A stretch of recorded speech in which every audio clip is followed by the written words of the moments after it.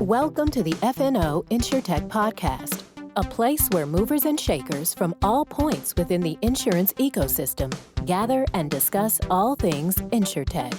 We talk about how technology and innovation are affecting and driving change in the industry. Here are your hosts, Matt D. Fothery, Lee Boyd, and Rob Beller. Hey, everybody out there in podcast world, where we assume for this particular episode, you're hunkered down in your home, more than likely. Welcome to another exciting, enthralling, remarkable, and intense episode of FNO InsureTech. Hi, everybody. I am your co-host, Rob Beller, and out there in Texas, we have your other co-host, Mr. Lee Boyd. Yeah, I am here in Texas, hunkered down, working away from everybody. You're in a great big empty, aren't you? I'm a great big empty. So we have most of our workforce is remote, and they're all hunkered down, and they're all working hard. But you know, that's what the world is doing right now, isn't it? Yeah, that's what we're doing out here in California. We are hunkered down. That's exactly right. I'm just trying to talk my wife into staying out of the real world, which is complicated because she's all over the place. Yeah. You know, Rob, I woke up this morning to some news that really kind of shook me. We talk a lot about InsureTech, and we talk a lot about the conference out there in Las Vegas. And I woke up this morning seeing that MGM is shutting down, and they're not going to be taking reservations until at least May 1st. So the reservation, you can't place it, it can't stay till at least May 1st. Mm-hmm. And I thought, that's huge. That is huge for that company to shut down the hotel and casino games out there. Yeah, here in California, as I'm sure across most of the country, all the restaurants are closed. Mm-hmm. They do takeout only and some food delivery only. But life, as we're used to it, has pretty much ground to a halt. Yeah. Me and you have talked a lot about how this will be a time in our history where, they write books about it. Yes. They'll write books about this time, about how the world came together to try to stop this pandemic that's going on. Mm-hmm. And everyone came together to do that. It'll be a very interesting time to look back on. Mm-hmm. Mm-hmm. And our hope for everybody, for our families who work with us, as well as for all you that listen and join us every week, is that you stay safe and healthy. And we'll be there every week with a little bit of information and conversation about InsureTech. So at least, if nothing else, you can stay a little distracted, because how much Netflix can you watch in a week? Well, that's too much, I guess. I guess we're about to find out, aren't we? We're going to find out when everybody's streaming Netflix. So, but I assume everybody who's working at home is working typical 8 to 5, and they're off their social media and off their streaming devices, and they're really working hard. That is what I assume happens. Well, we know everybody at 470 is. Obviously, we're all working hard and taking care of our customers regardless of the external circumstance. Right. And we'll keep doing that throughout the duration of this. And speaking of podcasts, podcasters, we have a podcaster on our show today. Yes, we do. Why don't you tell him who it is, Ron? It's Mr. Ron Glozman, who is the CEO and founder of Chisel AI. What's that? Well, I think Ron is going to do a wonderful job of explaining it to us and telling us what it is. But in a nutshell, he has the capability to take data and documents and read those documents and work with them to make logical decisions. And he started this as a young man back in college on a way to quickly digest very long books. So I think it's a great story. I'm very excited to hear it today. And I'm excited to get to visit with him. Yeah, a bright guy, an affable guy, and and very young. And Very so young. we'll hear the story about how he went from the dorm room to the boardroom. Huh? I You like like that. how I did that? I liked how you did that. I That was just really good. that kind of stuff just comes to me. I can't help it. Yeah. And so rather than us hearing us continue to go Chit on chat. about chit chat, we'll just move forward and hear our interview with Ron Glozman, CEO and founder of Chisel AI. Hey, everybody. We're here today with a guest in the midst of the coronavirus craziness. So Yeah. it's incredibly kind of him to make the time and mental space for us to pick his brains in the midst of all this. We have Ron Glozman, who is the founder and CEO of Chisel AI. And how you doing, Ron? Welcome to the show. Thank you for having me. I am doing quite well, given everything that's going on. As you mentioned, I think thankful for my health, thankful for my family's health, and hoping that everybody out there is staying healthy as well. Yeah, Wonderful. we all feel the same way, and hope we can have the same conversation a couple months from now, right? For sure. Yeah, what a weird time we're in right now. I mean, we're actually going to be recording this one, and it's going to go out in a couple of days. Normally, we don't talk about real world events or what's going on at this very moment, but a lot of people are at home. What about you? You live in Canada. Tell us where in Canada you live.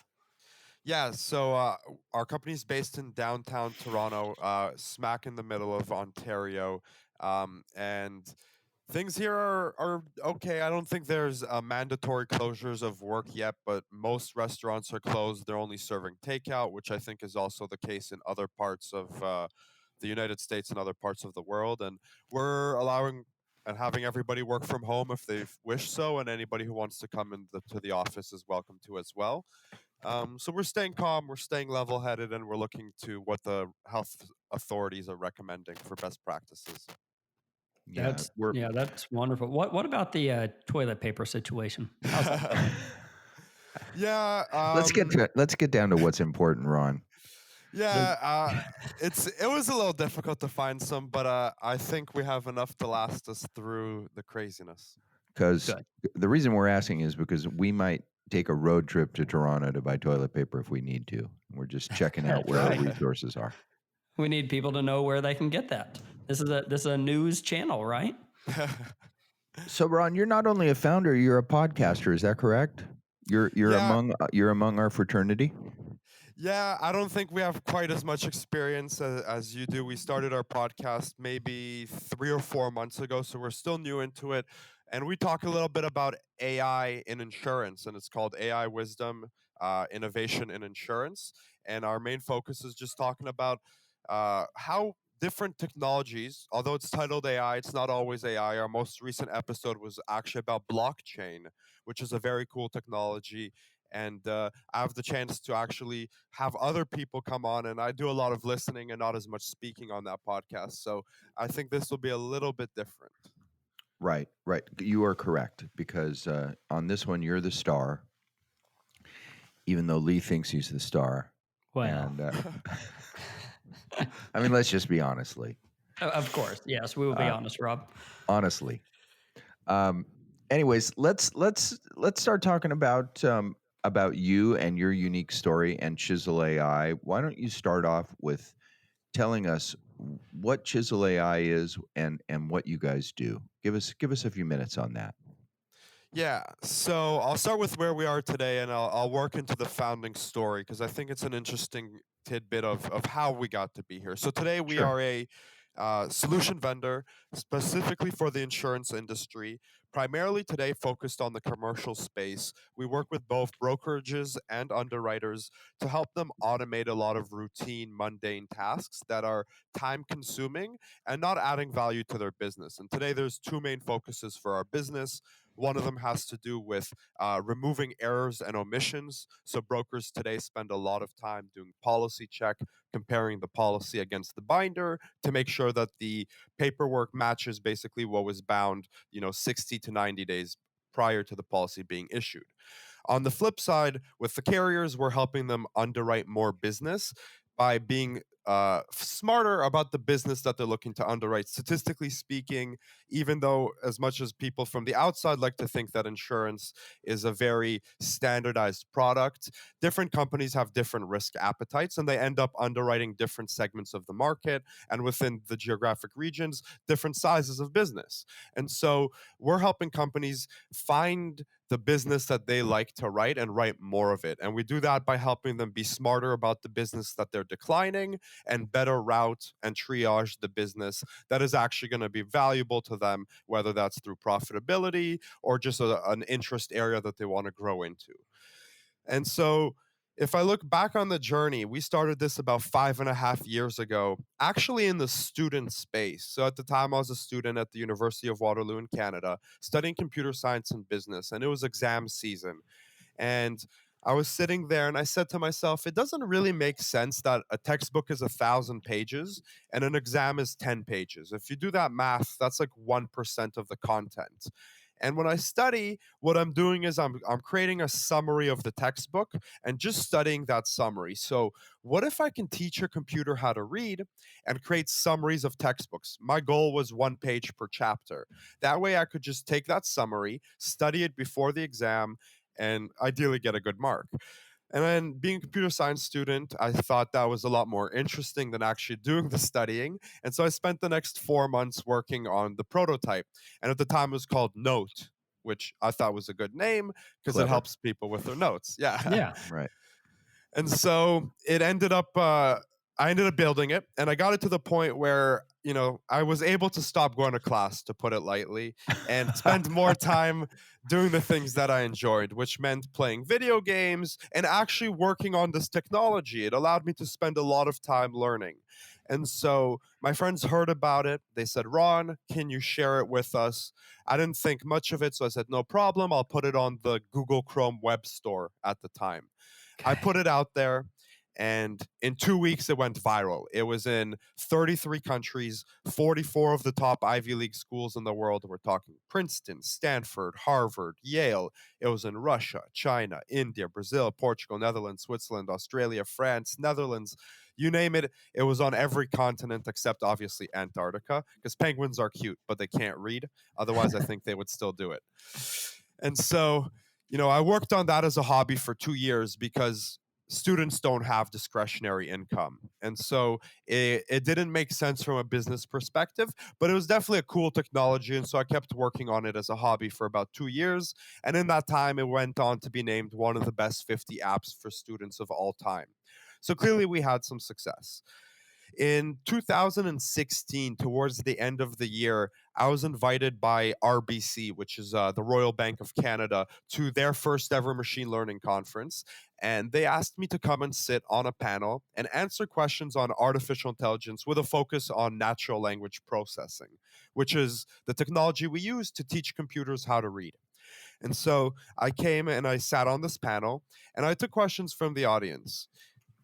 And after I got off stage, about 5 minutes after I get off stage, an email comes in to our central inbox from the contact form on our website. And it says, hey, I know this is an app for students, but I think insurance can really benefit from this technology. Do you have 5 minutes to chat? And at the time, we weren't doing insurance. It was purely an app for students. And I took a quick look at the sender, and it said at aon.com. And at the time, I'd never heard of Aon, but I'm sure everybody listening here has. And they're one of the 2 biggest brokers in the world. And so I quickly followed up with this VP, and I said, yes, would love to meet and chat. I met with her over the coming weeks, 6 meetings in the next 8 weeks. And we ended up closing a pilot where they paid me to date, at that point, the largest sum of money I'd ever seen in my life, and said, Ron, I want you to take this technology that reads textbooks and teach it how to read insurance contracts, specifically binders and policies, because we want you to help us solve the problem of policy check, which is the errors and omissions problem I was talking about earlier, where sometimes through the underwriting process, things fall off. Right. And so ended up doing some work with Aon. ended up, doing some work with some of the other big brokerages. And then most recently, we won the Zurich Innovation World Championship, where Zurich put out a call to action for any type of business that can have an impact on insurance. And so they got applicants ranging from things like DNA testing, healthy living, fitness, smart driving, self-driving cars, all the way to what we do, which is more of a back office process. And after receiving 459 applications from 49 countries and 3 rounds of national, international, and a global competition, we took home the gold medal for what Zurich considers the most innovative solution in the world. Congratulations. Thank you. That has anything related to do with insurance. And so they're a big partner of ours. We're working with them in 2 geographic regions on multiple projects. And so that has been an amazing partnership. And so that's a hopefully short summary of what we do, and happy to go into more details on how we Well, got to be here. so it's been a pretty crazy ride. You thought it was a homework hack, and Yeah. and here you are in the insurance industry. For sure, and I didn't know much about insurance beforehand, and I'm still learning. And I think one question that I often get from people when they see me, I am quite young, is like, well, what do you know about insurance? And my Uh-huh. answer is nothing. Please tell me more. I just Uh-huh. know a lot about AI, and so that's what they're looking for. Is they're not looking for somebody to teach them more about insurance. They're often looking for somebody who can help them with technology. And so one of my favorite wisdoms is, when you speak, you only repeat what you know. When you listen, you can learn something new. And so There you that's go. always been my strategy with them. I There you love that. go. Let's talk for a second about AI. We've had a couple AI providers on previously, but for the interest of our audience and ourselves for that matter, let's talk about AI for a minute and essentially how you define it and what it is, and how Chisel uses it. Yeah. So there are traditionally 7 types of branches of AI. So I'll start just by naming them and I'll dive deeper. It starts from machine learning, which is typically more of an academic pursuit, but it really houses all the other branches. And within machine learning, there's things like supervised learning, unsupervised learning, and reinforcement learning. On the flip side, you have robotics systems, and that's where everybody starts to get a little scared because they think of the Terminator. Um, and I would, just to give you peace of mind, I think we're very, very, very, very far away from that reality. So it's nothing to worry about, at least today. Good. Um, Yeah, good. we have enough to worry about today. Thank you. Yeah. Yes. Thank you. Then there's things like machine vision. Examples of machine vision include autonomous cars. They use machine vision to detect objects and then make decisions based on what they're detecting. There are speech to text and text to speech systems. Those typically fall under natural language processing. So examples of that include Siri, Echo, any other types of voice assistants that we're used to, because you're speaking to them, they're understanding, and then they're speaking back to you. And then there's also systems that are considered expert systems. And expert systems are probably one of the oldest types of artificial intelligence, because they are systems that follow more traditional rules. Unlike some of the other branches of AI, expert systems can be considered very complex decision trees. A decision tree is typically like a binary yes or no, if this, then that. But they're an expert system because they do it to a level of proficiency that a human does, even though they do it through a more defined, rigorous method. A lot of what we talk about today, and as I talk about AI, what we focus on today is more deep learning, which means there's less structured explainability. That's what you trade off when you work with deep learning systems, is the explainability factor, because you end up building neural nets. Each neural net makes its own decision and they're intertwined. And so to understand why the machine made the decision that it did becomes harder and harder as you build deeper systems. So without going into a very, very deep technical explanation, what we do, the type of artificial intelligence we focus on, falls under natural language processing. And even more specifically, we focus on 2 types of natural language processing. Uh, content extraction, and classification. So being able, for example, to determine that in a given document, there are three parties, let's say Apple, Aon, and Zurich, and then the relationship between them. Apple is the policyholder, Zurich is the underwriter or carrier, and Aon is the broker. And so that's the type of technology we focus on. And we do that specifically for insurance. So we're able to identify over 500 entities, and you can think of an entity as a noun. It's a person, place, or thing related to insurance. That's limits, deductibles, premiums, how the different limits are structured. Sometimes you have, a policy that could be reinsured, so there might be a split. There might be some type of calculation that happens in there, and so that's what we focus on. There's many technologies out there that do natural language processing. I think the difference is that they are typically more horizontal. So you can get this technology from Google and Amazon and Microsoft today, but they typically are only able to extract between 10 to 20 entities, and they're more generic. So they'll be able to tell you there are three organizations in this document. So they will tell you that Apple and Aon and Zurich are in this document, but what they can't tell you is what is the relationship between them. And that is where we come in, is we're building technology specific to insurance that can really read and understand these documents. And based off that, we can help people either underwrite that business or make sure that they don't have errors in that document. So you take these tremendously voluminous, difficult, hard to read documents and extract information from them so that the parties know that the information is in there, right? That they're complete. Is that That's correct? right. I mean, at the end of the day, you're kind of verifying. Am I understanding that correctly? Yeah, I think verification is part of it. I think, when we look at insurance, and there's many ways to slice and dice this, especially if you want to get like really nitty gritty. But when we look at it, even at the super highest level, there are roughly 14 points of contact between the day that somebody like decides I need insurance to the day that they get the policy in hand, at least on the commercial business side.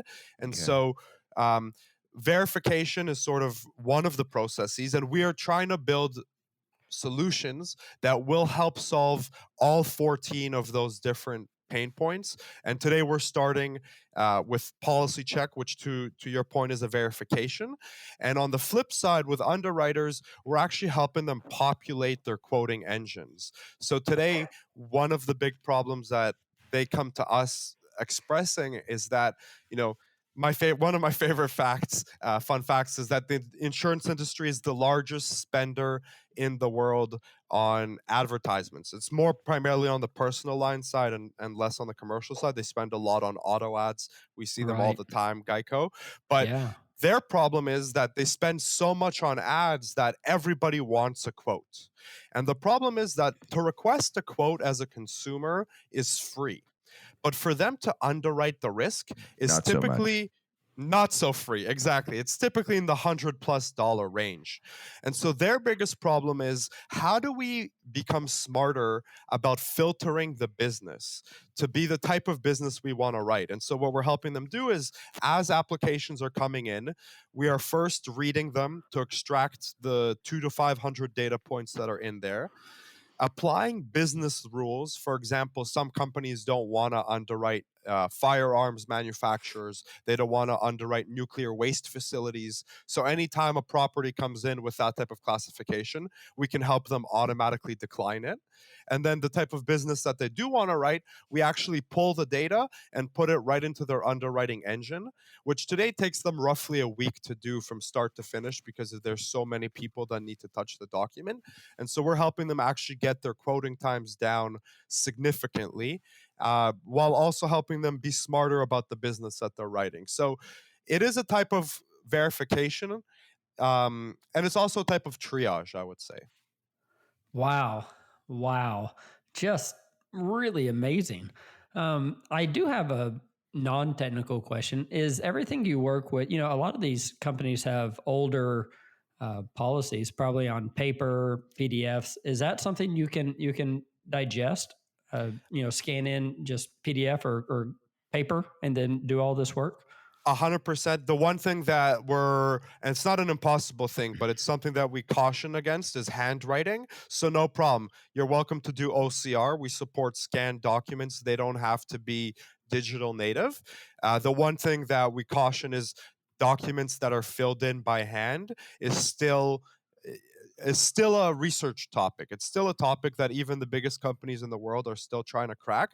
And Yeah. thankfully, at least for most of the business we deal with, I would say more than 90% of what they're looking to do is not handwritten. So yes, there are unique cases. I would say there are about 10% of the time, in which case they just do it, the old fashioned way, have a human read it. So how does it work? And maybe you can't tell me, I don't know. But let's go back to the olden days. What, I don't know, 7 years ago for you maybe. Whenever you wanted to do this with a textbook, you had 1,000 pages, and now you want this machine to summarize it. How do you start teaching in any computer what words and sentences in a certain order mean? How does that Love even it. start? So there's many ways to crack, this egg, and there's no one right way to do it. The approach that I took, and I think there are innovations since then. If I were to go back, I was doing this in 2013, 2014. So there have definitely been leaps and bounds of innovation since then. But here's how I did it in those initial days. So the first thing you do is just called removing stop words. Stop words are words such as the, very, very common words that don't really add any value. The Okay. next thing you do is called lemonization and tokenization and stemming. So it's taking all words and conjugating them to one base. So for example, running, ran, run, all of that should be conjugated to its root. That way you don't have any mix-up. And then you start to do some more statistical methods. And this is where I think there have been technological advancements, but this is what we did back then. It was called TF-IDF, which stands for Term Frequency Inverse Document Frequency. And here's what that means. Given a corpus, and a corpus is just a fancy word for a large collection of like documents. So in this case, I would, for example, take business textbooks and other textbooks that were on the same topic of what I was trying to do. And you count how many times, and not you, but with a machine that can do millions of words a second, you count how many times each word appears. And the interesting thing about the English language, and I think it holds true for other languages as well, is that the distribution is actually 1 over n. So each word becomes 1 over n. So the second most common word is half as frequent as the first most common word. But that just depends on the corpus. And so that's why you need the corpus. So what you do is, given a new document on the same topic, you run that distribution. And what you're looking for is any differences. So for example, if you expect the word economics to appear 1 in 10 times in a business textbook, but here it appeared 1 in 5 times, that means that this word is more important in this context for whatever reason. Or the inverse. If you expected it to appear 1 in 10 words and it only appeared 1 in 100 words, that meant that the one time that it did appear was probably a very specific, they used that word for a reason. And so that's just one example of a statistical distribution, TF-IDF, that you can do to start assigning scores to words. And then what you do is you can sum up the score of a sentence. Now remember, the length of a sentence, the more words that there are in a sentence, the more likely it is to have a higher score. So you would average it out. If the sentence had 11 words, you would sum up the score of each word and divide by 11. And that was basically the standard unit of what that score was for a sentence. You could do the same thing for a paragraph and a page, and then all I did was a sorting algorithm. Show me the most important pages, then the most important paragraphs, then the most important sentences, then the most important words, and I could actually set a threshold. Anything less important than this, don't show me. And then it's just a fine-tuning exercise. Based on the corpuses that you have and the statistics that you run, you can do some fine tuning, and it actually ends up being very, very accurate. You know, That is amazing. I had a friend in graduate Oh school. man.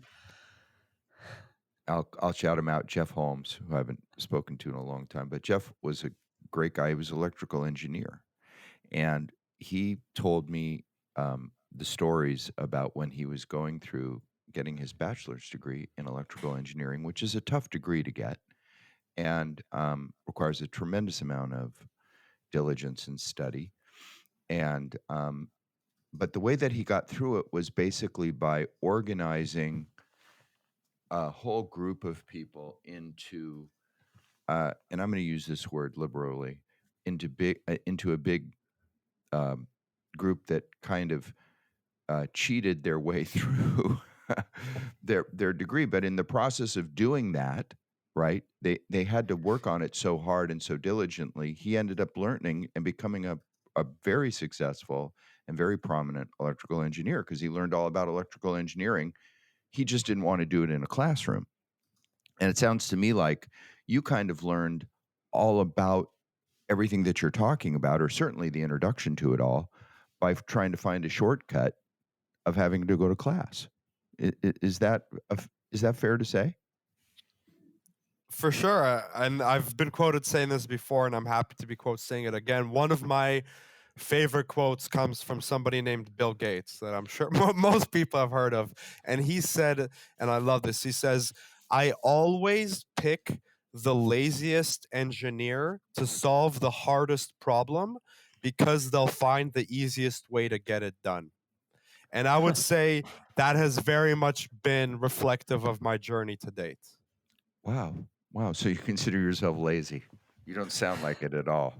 No, and a lot of times I get to interview people, and people have obviously interviewed me, and when they ask, like, what is a weakness, or what is one of your like weaknesses, and people always try to come up with these answers that are a weakness, but really it's a strength. And my answer is like, I'm lazy. Like I will build a system as simple as possible, but not simpler.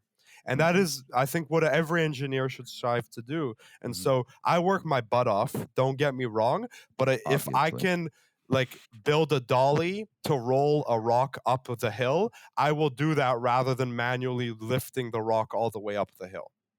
Right. And I think that Lee and I are part of the team that run our company, and that's constantly a struggle. Are we making this more difficult? Whatever it is, whatever the topic is, right, Lee? Are we making this more difficult than what it needs to be? Yeah, I really like that whole philosophy on make it as simple as possible, but what is that? But not too simple? Yeah, make it as simpler as possible, but not simpler. Yeah. I mean, that's really, really, something you got to think about whenever you're building processes and technologies and all that. I mean, I can easily overcomplicate something because I get 1% extra effect, but maybe all I need is that base. Yeah. Something to remember. Yeah. My son, who's in the tech world too, talks about the 80-20 rule. They want to put out, instead of looking for 100% effectiveness, they want to put out 20% of the effort and get 80% of the effectiveness, and not worry about getting 100% of the effectiveness, because the additional effort that it takes over that 20% to get to 100 might be substantial, and 80% might get you there, whatever the case may be. And these are interesting managerial and philosophic questions. But I wanted to turn the corner here a little bit and talk about marketing. You went from being originally from being, I guess, in the student education space into the insurance space that you really didn't know much about. Did Aon kind of take you by the hand and help you learn the industry so that you knew how to sell your product? How did that go? I'm interested in the marketing side of Chisel AI. Yeah, so I think a lot of it was definitely learning for sure from them, but I think it's sort of similar to like the classroom, where most of the learning happens outside the classroom in your own time. So when Aon approached me, one of the things that I did was I wanted to make sure that we weren't building a one-off product, that this wasn't just a problem for them. And so I did some research, and what I found was stunning, which was the industry loses north of $2 billion a year due to lawsuits stemming from errors and omissions. And so what I did was I looked at the public quarterly or an annual statements for both Aon and Marsh. So everything I'm going to say is public information. And so if you look at their statements in any given year, they both lose more than 100 million British pounds in lawsuits stemming from the errors and omissions in policies that they issue. And that's on top of an undisclosed amount of money that they're spending to prevent those. If I had to estimate, like that's probably tens of millions of dollars a year on both sides. So it's a huge problem. And so that was the first thing I did was market research, that it wasn't just Aon that had this problem. And it turns out it's not. Every single brokerage has this problem.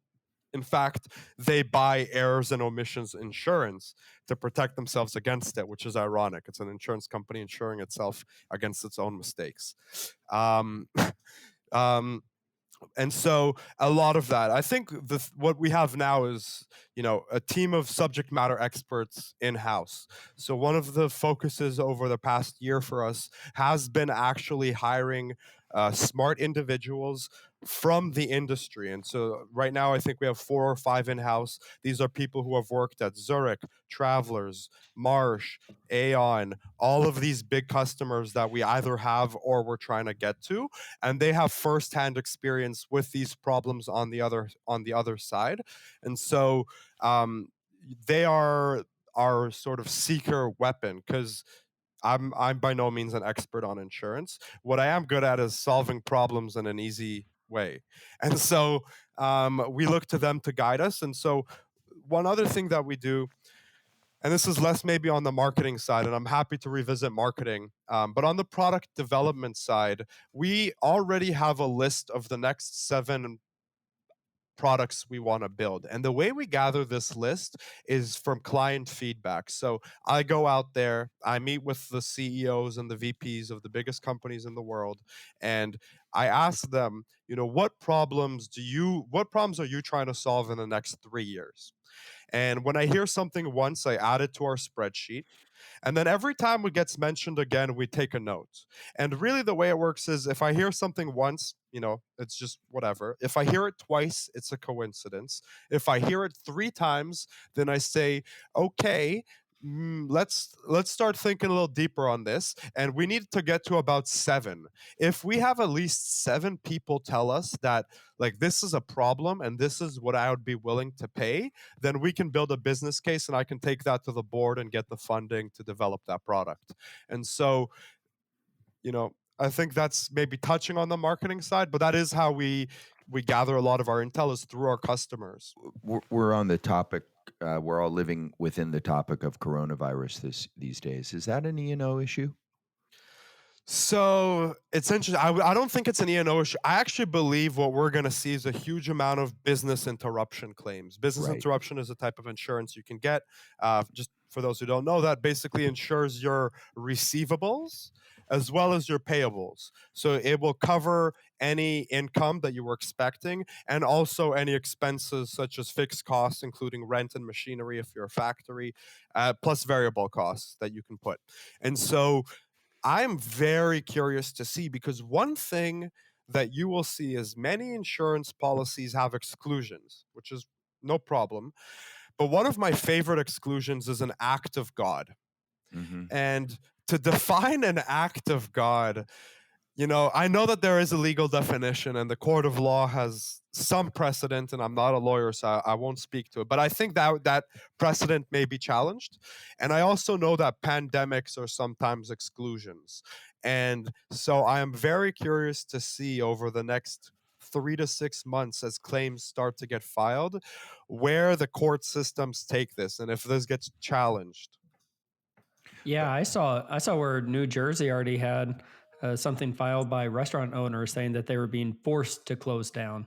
I didn't read the entire article, but I just thought it was interesting that lawsuits and legality is already coming into this because they're out of money, right? They need they need somebody to say, yeah, we force you to do that. And I think we're going to see that a whole lot in the coming weeks. Well, my son-in-law runs a very successful theme bar in Sacramento, where I live, and the state just basically said, as well as the county, many government organizations said, please close now, Right. unless you like we were speaking before the podcast, except for delivery, food delivery. Well, they don't do food; they're a bar, and so they're closed. And so I mean, this is obviously a business interruption catastrophe, Right. certainly for the insurance industry. And I just figured, because of that, those would be commercial policies exclusively. I'm sure it touches your work, or would touch your work. For sure, for sure. And so I actually don't know how this is going to play out. As I said, like, I think the exclusion section is going to be the most interesting part of this debate. Acts of God and pandemics are going to be challenged, I think, at a court level. And I don't know which way it's going to go, and I'm not rooting one way or the other. I'm just curious as somebody who's going to get impacted by this. Right. I want to ask you just one last question, and that's about Google. You worked at Google for a while. Tell us about that experience. Everybody's kind of a little, I think, in our industry, a little bit starstruck by Google and what they do and how they do it and their unique culture. I'm sure you learned some things there about running your own company. Can you share a little bit of your experience there? Yeah, so I had sort of two interactions with Google that I can talk about on some. One of them is, and I think this is probably the one that you're referencing, is I used to sit the University of Waterloo, Google. I was the internal VP there, and it was their student club which interfaced with Google. And then the other one is I did a small internship in 2014 during the summer, and I got to see a little bit of things there for a short period. And I mean, I would say, so I can speak to that, and I'll add another sort of company that I can speak to with a lot more clarity, which I think is more relevant, is John Hancock Manulife. So I used to work for John Hancock Manulife for a whole internship at their research lab, and these companies, like, I'm starstruck by them too, but I just don't think that they're, at least so I'll start with Google. I don't think there's much that Google personally is going to do in the insurance space. What we have seen happen is Google making investments in InsureTech startups and even well-known players. Like they invested in Applied earlier last year. And so I don't think Google by itself will in any way enter the space. And if it does, I think it's more on the personal line side because they have a lot of personal data. On the commercial line side, one of the comments that I've heard, and I won't attribute this to any one company, is just they don't want Google to have their data. They actually told me, like, when I came in, they said, Ron, the reason we chose you is because you're nobody. As ironic as that might sound, they go, that gives me peace of mind because, like, you're going to build your whole business on insurance. And if you ever do wrong by us, then the whole industry is going to know. And it's very tight knit. Whereas Google, they used to have the first sentence in their corporate policy, and do some research into this because there's a lot of conspiracy, used to be do no evil. Right. And they removed that in 2018 or 2019. It no longer appears anywhere in their company policy. And so, so there's a whole conspiracy around that. Think of that what you may. But I was told to my face that one of the reasons people want to work with me is because we are nobody. And, like, if we don't do right by the big guys, we just won't make it. Whereas for Google, it's not the same. Wow.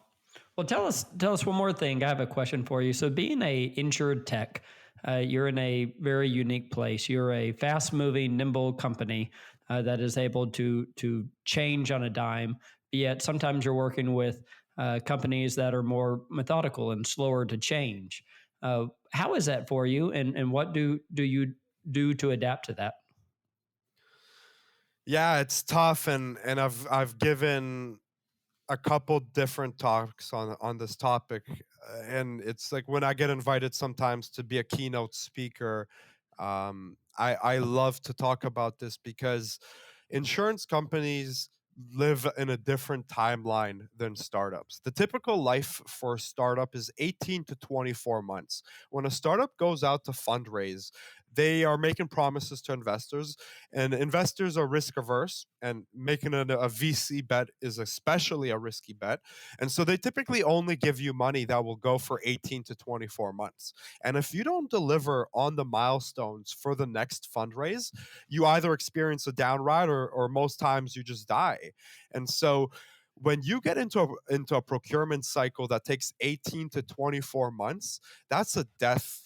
That's basically a guaranteed death for a startup. And so I talk a lot about making a procurement light process, or some type of process that recognizes that, especially for a proof of concept or a pilot, whatever you want to call it, a small defined piece of work and scope, please try to have a more efficient procurement cycle, because a startup cannot invest 6 months negotiating with legals, another 2 months negotiating with procurement, another Correct. month doing like all that. It just doesn't work.